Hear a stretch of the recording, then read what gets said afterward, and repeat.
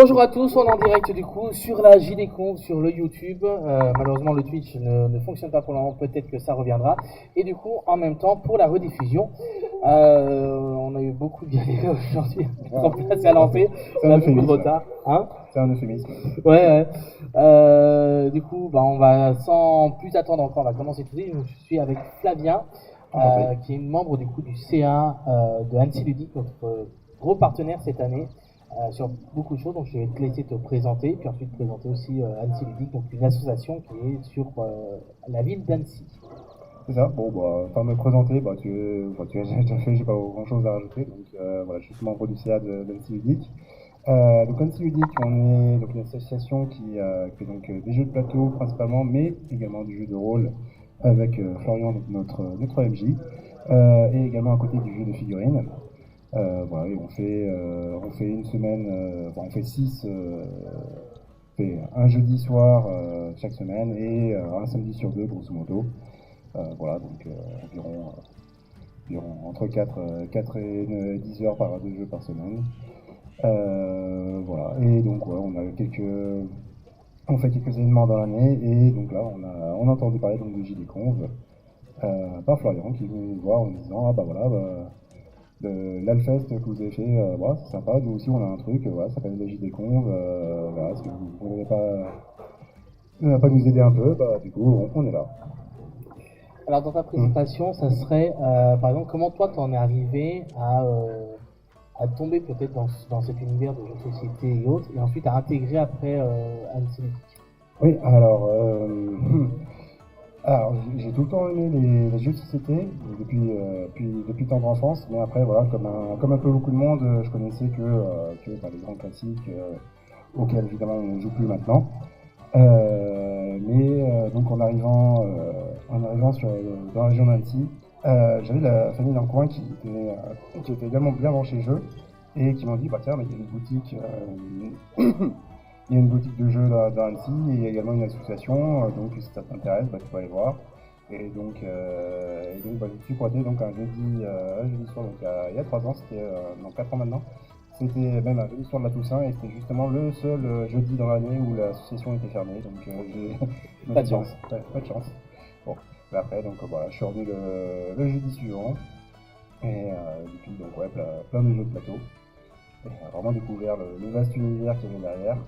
Parce que voilà, malheureusement le cliché encore un peu aujourd'hui, c'est quand on dit on fait des jeux de plateau, c'est ah ouais, tu as poursuite et Monopoly. Non, non, non, arrête là. On ne touche pas à ces jeux-là. Alors lesquels du coup? Alors lesquels du coup? Eh bien, on commence par mon préféré à l'heure actuelle, c'est Dune Imperium. Après, bon, parmi les jeux préférés, on pourra mettre Planck, on pourra mettre en barrage, là, j'ai essayé récemment de Sapa. Twilight Imperium, quand on sent un peu l'énergie de faire 8 heures de jeu, mettre toute une journée là-dessus. Mais on sent pas le temps passer, donc c'est super. Voilà, après, bon, je pourrais en faire toute une liste. Il y a Winding Forest qui a été une bonne surprise l'année dernière. Et là, récemment, une bonne surprise également Cascadia. Bon, tu disais, ça fait environ 5 ans que tu as rejoint du coup Annecy Ludique. C'est ça. Est-ce que tu as tout de suite voulu rentrer dans le CA, actuellement tu en fais partie, ou est-ce que tu as voulu prendre un peu tes marques avant? Comment ça s'est passé? Comment du coup en général aussi ça se passe pour si quelqu'un demain veut rejoindre Annecy Ludique, qu'est-ce qu'il doit faire et comment ça peut se dérouler à l'intérieur? J'ai rejoint le CA au bout de un an et demi, quelque chose comme ça. Je suis arrivé donc fin octobre. Le nouveau membre du SAS donc en janvier à l'AG. Donc je ne suis pas rentré l'année, donc 3 mois après, le janvier après, juste après que je suis arrivé. Mais il me semble que je suis rentré en 2020. Ça 2020, juste avant le Covid, c'est super. Et pour les nouveaux membres, donc déjà, si les gens sont intéressés, en effet, voilà, ils peuvent venir. Donc on est rue de la Solidarité, pas loin du stade. Tout le monde est bienvenu. Voilà, vous pouvez découvrir, faire plusieurs séances, voir un peu l'ambiance, les jeux, si ça vous plaît, tout ça. Après on demande une adhésion. Si vous voulez rentrer dans OCA, évidemment, il faut être adhérent. mais n'importe qui peut se présenter durant l'Assemblée Générale. Ce qu'on veut faire, il y en a qui proposent des tournois, il y en a qui proposent des événements, genre là par exemple, on a Paul qui a proposé de faire une soirée à thème Halloween. Et bah, pour le coup, bah, ça a été une franche réussite. Plein de gens qui sont venus déguisés, la décoration et tout ça. Après, on a également des gros événements dans l'année qui sont voilà, un peu l'Alfest, Cannes et Ludilac. Enfin, Ludilac, c'est pas nous qui organisons, mais on intervient. Cannes pour le Festival international du jeu, où donc on va faire l'animation de la sélection de l'Azor. Donc ça, c'est les grosses animations. Donc Cannes, ça se passe à quel moment à peu près dans l'année? C'est fin février. Donc, fin février, donc vous descendez à Cannes et du coup vous animez des tables sur la sélection Asdor, donc des jeux de société. Oui. Okay. Que des jeux de société ou il y a d'autres styles de jeux comme les jeux de figurines? Alors sur Cannes, il y a en effet des éditeurs, il y a des petits coins, donc en effet jeux de rôle et jeux de figurines. Après, ouais, dans le salon lui-même est quand même très axé sur le jeu de plateau. Voilà, il y a également un petit coin jeux vidéo, et je crois qu'il y a peut-être un coin aussi jeux de cartes, il y avait des vrais jeux genre échecs, Go, tout ça. Mais dans l'ensemble, c'est quand même très axé jeux de plateau. Il y a quand même un petit pôle jeux de rôle, un petit pôle jeux de figurines. Mais si par exemple tu compares à Octogone, donc qui se passe à Lyon en octobre, Octogone, ils ont vraiment, je sais pas, genre, c'est genre 20 mètres sur 20 mètres facile de jeux de rôle avec plein d'éditeurs et tout. Et ouais, dans sur Cannes, il y a un peu moins quand même. Donc ça, c'est un des trois. Tu nous as parlé aussi donc du Ludilac. Ludilac, oui. Donc, la date à peu près. Ludilac, c'est en avril ou début mai. Je dis bon, fin avril ou début mai, je crois que c'est début mai, mais il c'est début mai. Donc c'est organisé par la MJC des Romains. Ça se passe pareil pas loin à côté de la bibliothèque. Où donc c'est un week-end de jeux. Jeux là pour le coup, il y a de tout, mais c'est plus un peu plus axé familial. Donc tu as des jeux de bois, des jeux pour enfants en extérieur, un côté jeu de plateau, également un côté jeu de rôle, tu as intervenu là-dessus. Figurines, pas tellement. Donc, il y avait un petit coin, on sait quand même, voilà, c'était la MJC qui organisait, mais voilà, chaque fois, dès qu'il y a des intéressés pour montrer un peu leur branche à eux, voilà, généralement, tout le monde essaie de faire en sorte que tout le monde puisse être présent. Quoi. Et le dernier, du coup, donc le Alfest. Et en effet, donc le dernier, l'Alfest. Donc l'Alfest, c'est on a 24 heures du jeu, non-stop pour les plus téméraires, voilà, pour les plus hardcore. En l'occurrence, cette année, il y a eu 12 jours hardcore.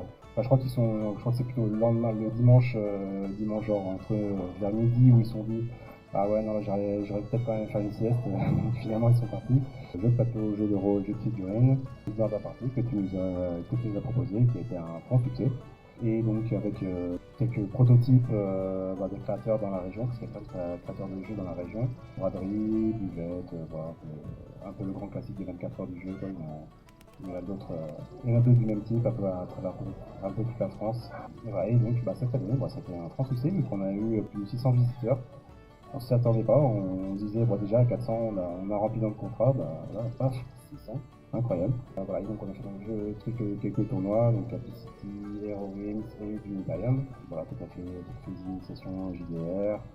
Il y a eu également donc, un petit en figurine. À la base, c'était un tournoi, ça s'est un peu transformé en une espèce découverte.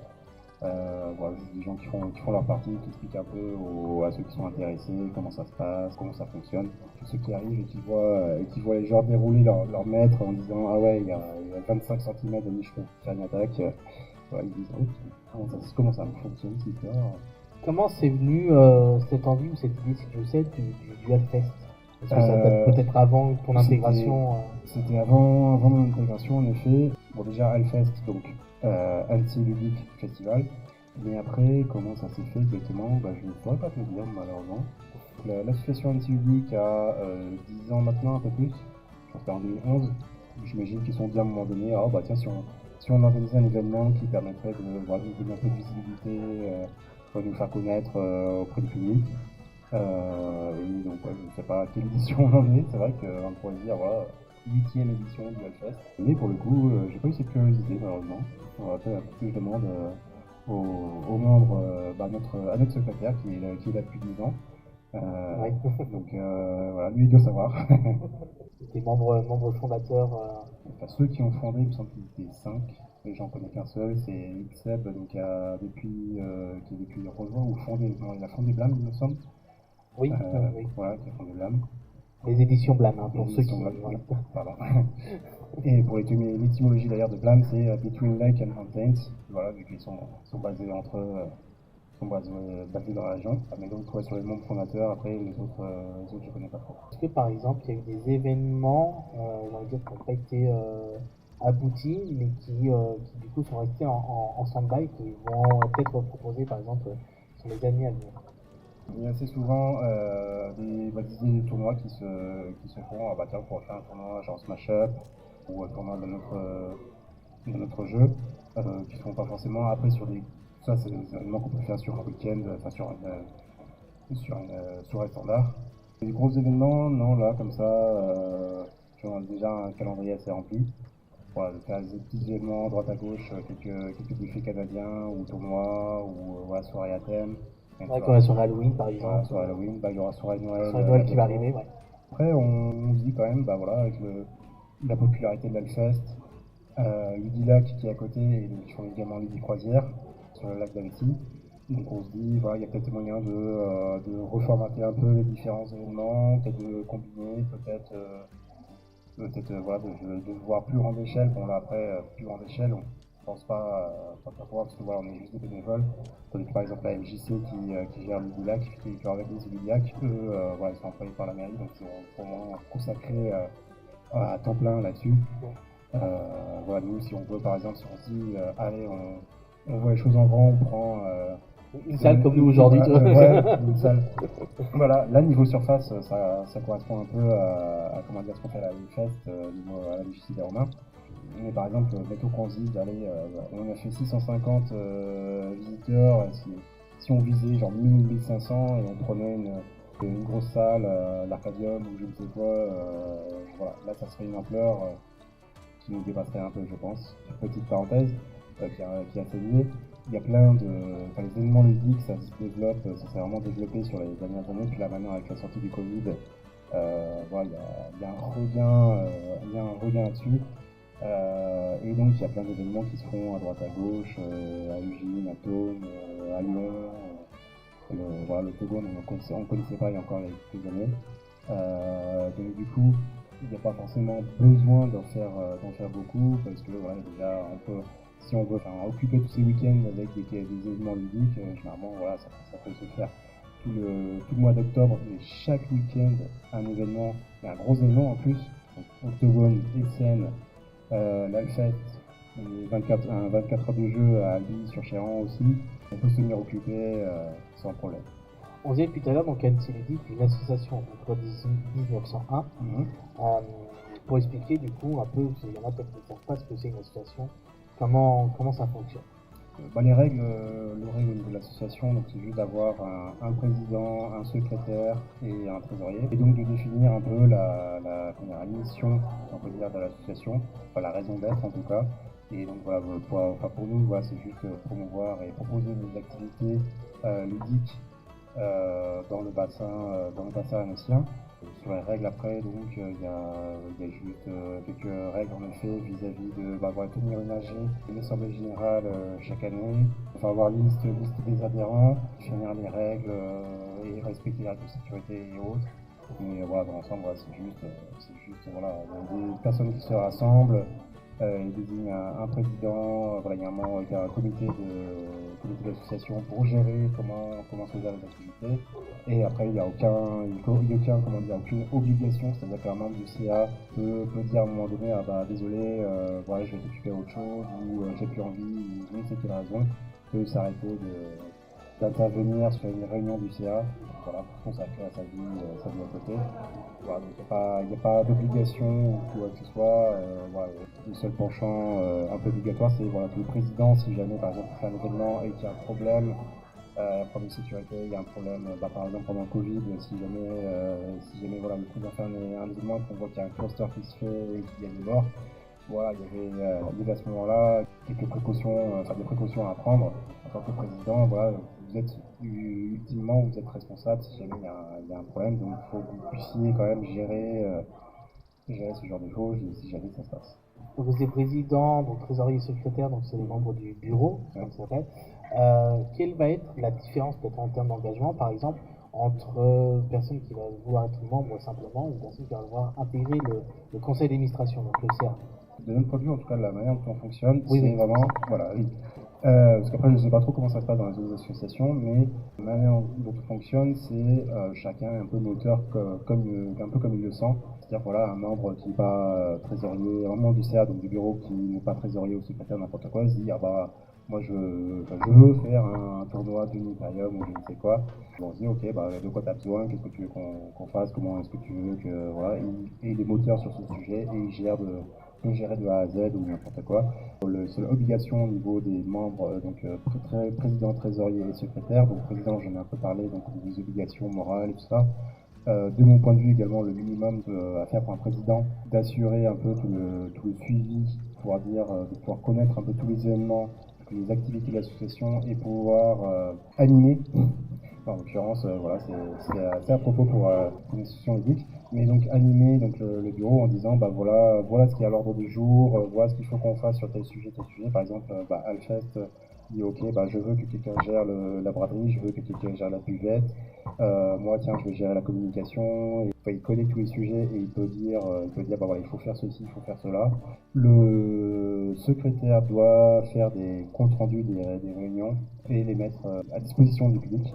Et donc le trésorier, tenir les comptes, gérer un peu les choses avec la banque et va pouvoir présenter à l'Assemblée Générale pour dire bah voilà on a tant de trésorerie, on a gagné tant sur tel événement, on perdu tant sur tel événement. Donc voilà, après c'est vraiment chacun peut être moteur, voilà, c'est pas parce que quelqu'un est président qui va tout gérer ou c'est pas parce que vous venez de rejoindre le CA que vous êtes là juste à écouter comment ça se passe. Voilà, enfin vous pouvez faire ça si vous voulez. Voilà, vous pouvez juste voilà, écouter comment ça se passe, donner un vote si à un moment donné il y a un vote ou faire une remarque si personne n'a pensé à quelque chose. Ou être moteur et dire je veux m'engager sur Cannes, je veux m'engager sur la fête, je veux m'engager sur les tournois, je veux être partout. Est-ce qu'un membre normal peut proposer des activités, des animations, des choses, ou est-ce que c'est obligatoirement des membres du CA? Ouais, les adhérents peuvent en effet proposer des choses. Par exemple, on a Véronique, une de nos membres, qui a un gîte ludique dans les Vosges, Oui. si ça vous intéresse d'ailleurs. Et donc, il propose généralement une ou deux fois dans l'année un week-end de jeu à son gîte ludique. Mais après, donc, si quelqu'un veut faire quelque chose dans l'association, en effet, c'est tout à fait faisable. Par exemple, on avait un homme qui voulait faire un tournoi d'un jeu. C'est pas fait finalement, mais ça peut se faire. On a juste à nous dire ce dont il a besoin. On regarde un peu ce qu'il fait, ce qu'il propose. Voilà, on a le droit de regard et on propose notre aide, quand il le faut. Après, de mon point de vue, c'est quand même plus simple de le faire à l'intérieur du bureau, vu que on a un peu en tête le calendrier des événements et la disponibilité de chacun, mais ça peut se faire par un adhérent sans des standards, sans souci non plus. Sachant qu'en plus, petite parenthèse là-dessus, comme on voit que justement des fois il y a certains adhérents qui ont envie d'être moteurs, qui viennent d'arriver, mais il n'y a pas encore eu d'assemblée générale, ils veulent s'investir, des fois on les invite aux réunions.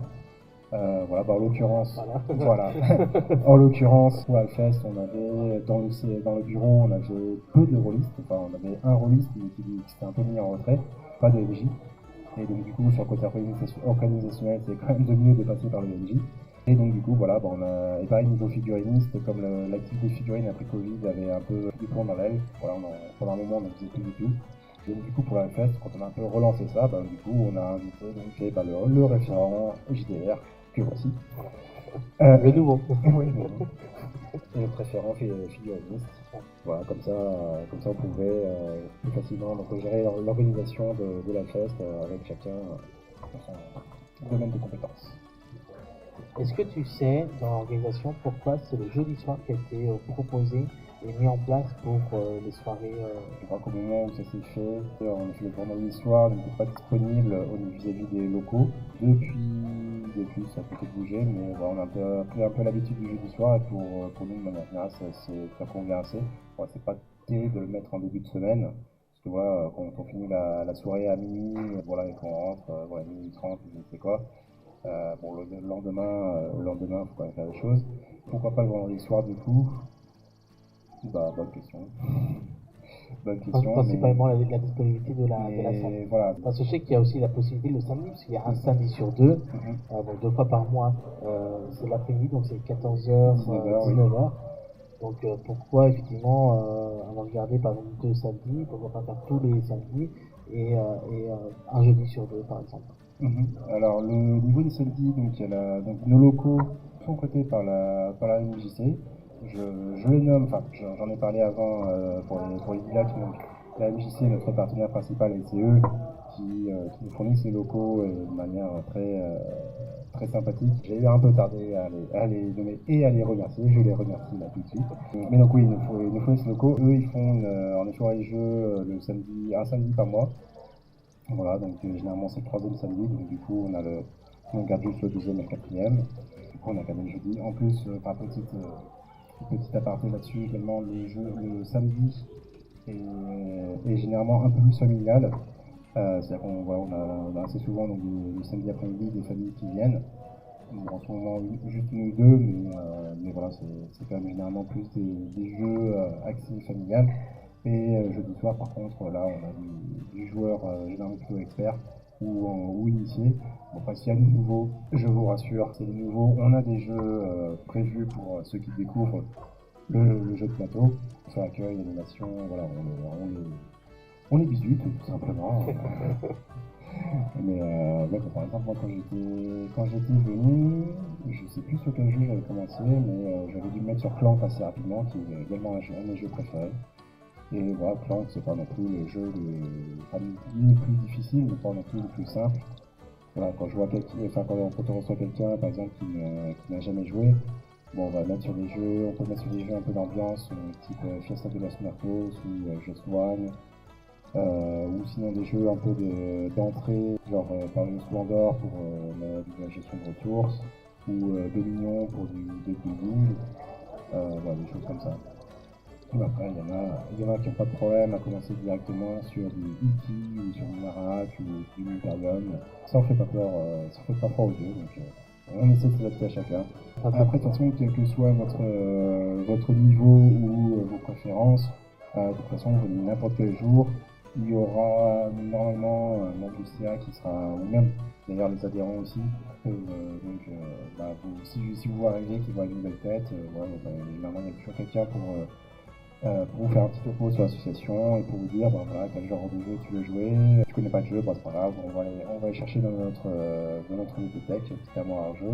On va chercher des jeux, on va vous faire découvrir un peu et voilà, si tu prends goût, tu pourras venir plusieurs fois. Si vous voulez revenir plus souvent, en effet, on demande une adhésion. Je ne sais pas encore parler de ça. Si vous voulez revenir plus régulièrement dans l'année, on demande une adhésion, donc adhésion de 15 €, qui vous donne, en plus des soirées, donc il y a les différents événements. 15 € à année civile. Année civile, oui. Et donc ça vous donne également des réductions dans les différentes boutiques ludiques, donc des réductions généralement 5 ou 10%. Et en plus, je vous ai dit qu'on avait une petite armoire, une bibliothèque. On fait rouler un peu les jeux, on les renouvelle assez souvent. Et donc, du coup, les anciens jeux, on les met en tombola pour nos adhérents, tombola gratuite. Admettons, j'habite pas très loin d'ici, je me dis tiens ok, je voudrais avoir un peu plus de renseignements. Comment je contacte Annecy Ludique? Qui c'est que je peux contacter et comment? Donc déjà on a un site internet qu'on va refaire un peu parce que voilà il est plus très à jour. L'adresse mail pour contacter. On n'a pas de téléphone pour en parler. On peut également passer par Facebook et comptes Instagram. On a également un compte Twitter. Est-ce que tu vois encore peut-être une information, quelque chose qui n'a pas été dit, abordé, qu'il faudrait ou que tu voudrais rajouter? Il n'y a pas de canaux de communication pour les différents événements ludiques dont on a pu parler.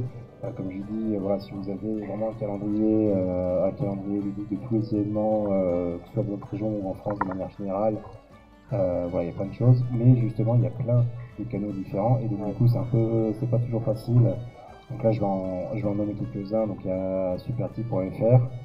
Il y a les différentes radios et journaux. Par exemple, nous, notre Hellfest, Il y a eu un article dans le journal Dauphiné, on n'avait même pas pensé à les contacter, donc pour nous ça a été une bonne surprise. Il y a mon agenda ludique, il y a un MyLudo je crois, ou quelque chose comme ça. Il y a les différents éditeurs aussi qui tiennent les calendriers des différents événements. Voilà, Lucky Games, enfin Lucky Duck, Games, Blue Orange, enfin j'en ai au moins 3 je crois, c'est ça pour la règle. C'est ça. Pour l'instant il n'y a pas vraiment eu de centralisation de tout ça, je ne sais pas si on aura une. Alors, je sais qu'il y a donc la FFJDR, la Fédération française du jeu de rôle, qui a commencé à mettre en place un GPS rôliste, où dessus en fait peuvent s'inscrire, donc je le passe aussi aux autres, hein, associations qui a but de ludique, donc de jeux et autres, boutiques également, GNistes, rôlistes, et ils sont en train d'essayer de mettre en place aussi, rajouter en plus, un agenda pour les événements qui serait donc un truc ponctuel effectivement. Je ne sais pas quelle forme ça va prendre. Moi j'avais moi-même essayé à un moment donné de recenser du coup, effectivement toutes les conventions autour du JDR qu'il y avait virtuellement et physiquement pendant le Covid surtout, c'était assez nombreux. Mais je tournerai en tout cas personnellement plus les gens vers le GPS pour recentraliser. Comme ça, comme c'est un outil, il y a déjà pas mal de choses effectivement dessus. Il y a les différentes boutiques d'Annecy qui sont déjà dessus. Il y a aussi à Chambéry autour, c'est-à-dire grâce à eux que j'ai contacté plusieurs pour aujourd'hui, pour la GDConv, plusieurs associations, notamment aussi Breakout pour leur escape game qui sera en direct demain matin. Non, demain après-midi, pardon. Demain matin, demain après-midi. Faut voir sur planning. Voilà. Mais voilà. Personnellement, je renverrai plus vers le GPS pour essayer de centraliser un petit peu tout. Bah, surtout si c'est fait par la FFJDR, voilà, du coup il y a vraiment chapeautage national. Donc, c'est ça, ils essaient de tout récupérer, de contacter le maximum de monde. Et donc c'est aussi la démarche qu'ils demandent en fait aux membres et autres. Ça, je suis pas membre, mais vu que j'ai une connaissance, donc je continue la démarche. Donc si vous aussi vous connaissez des boutiques, des associations qui se montent et autres, qui n'hésitent pas à les contacter, ils peuvent vous aider sur plein d'organisations, que ce soit aussi moyen humain, c'est possible aussi, des boutiques ou autres, ils n'hésitent pas à partager aussi, puis à s'ajouter sur le GPS, parce que plus on sera nombreux à le faire et à partager l'information, et plus on arrivera à recenser un maximum de plus en plus de personnes. Je vois qu'il y a déjà pas mal de trucs, notamment aussi à Paris, à Lyon, qui ont été ajoutés. Enfin, ça commence un petit peu à se remplir au fur et à mesure ce petit GPS sur Internet. Merci encore, très bien. Et puis une prochaine, donc la rediff du coup sur YouTube, avec les liens je mettrai en description pour rejoindre donc Facebook. Instagram, le site internet, Twitter, voilà. Le Discord. Oui, c'est vrai qu'on a Discord sur Discord, il y a notre secrétaire qui met chaque semaine qui est un peu avec tous les événements ludiques du coin. Donc ça aussi c'est pour nous un moyen de garder le fil. Voilà, quand je parlais de 10 000 manières de voir quels sont les événements ludiques, bah voilà, nous on en a un en plus. C'est bien s'ils s'envahissent sur tout le bassin. Mais voilà, ouais, ça s'envahit sur tout le bassin. Enfin, on peut en louper un ou deux, mais généralement voilà. Il y a pas mal de choses. Il y a déjà pas mal de choses, en effet. Ah bah, je crois que pratiquement tous les soirs il y a quelque chose, et même des fois il y a 2 à 3 fois, 3 choses le même soir. Donc, oui, parce qu'après, voilà, il y a par exemple il y a un bar à jeux, sur la Roche-sur-Foron, il y a sur Albi, il y a plein de choses qui se développent. Surtout Annecy le Vieux, il y a toujours plein de choses. Donc ça manque pas. Ouais. Merci encore. Bonne suite de journée, bon après-midi, parce qu'on a déjà tout le midi. Le live, ça reste en direct, mais du coup, ça va basculer sur l'écran je vais basculer sur l'écran d'attente. On attend le prochain interview. La rediff à une prochaine interview. Le live, on continue. À très vite. Merci à tous et à très bientôt. Et ludiquement. Ludiquement. Ludiquement.